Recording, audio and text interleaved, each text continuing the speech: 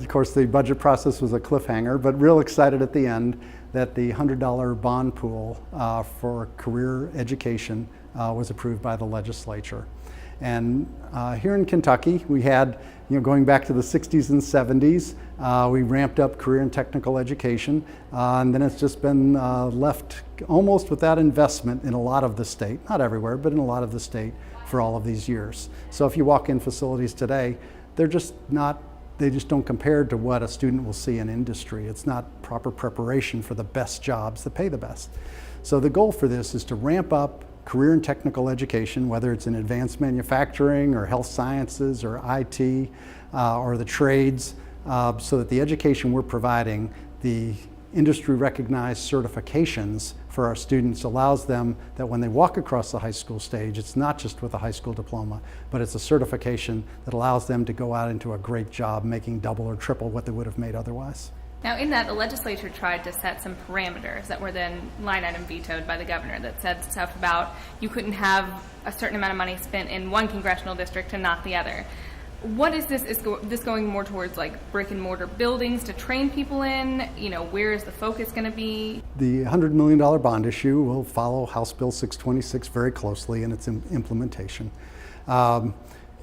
The money is for both facilities, equipment, and first-year marketing to get the word out about the program. And there will be a 7-member board that'll review these applications. A pre-application process will start in July. And then 6 weeks later, those that match up with the bond issue will go to a full application process, and then that'll repeat every 6 months with new rounds of application.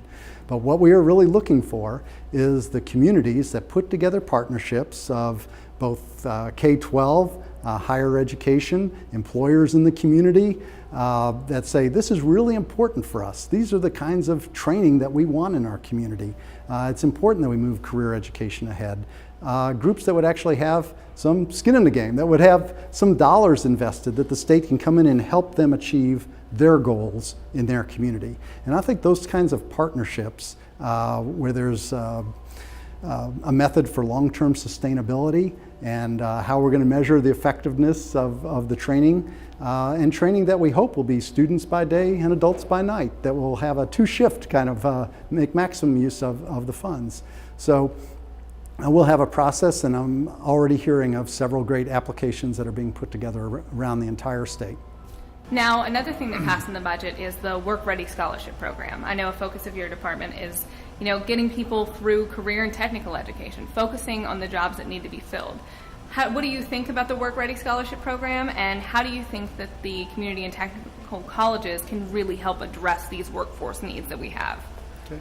The Work Ready Scholarship, the language was ended up being vetoed. It was put together, we know, pretty rapidly near the end of the session, but the money was not. The money was left there. So I expect this will be an area that the legislature will take up again in this next session and allow a longer time, especially for a program, I think it's 26 million range, so that we can make sure that those dollars are used effectively and promote people going into the jobs that are sitting vacant today, good jobs.